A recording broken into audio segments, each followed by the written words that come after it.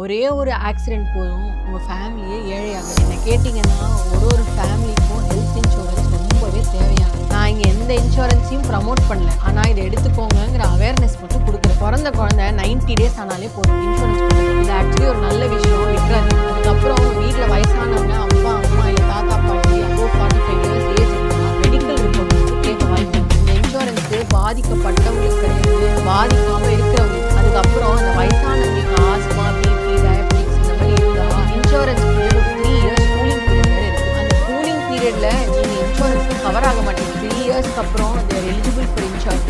insurance ஏன் இவ்வளோ முக்கியம்னா இது மட்டும்தான் நம்ம ப்ரிப்பேர் ஆகாமல் இதுக்காக கடன் வாங்கிட்டீங்கன்னா heart attack, kidney problem, accident, cancer, புரட்டி போடுற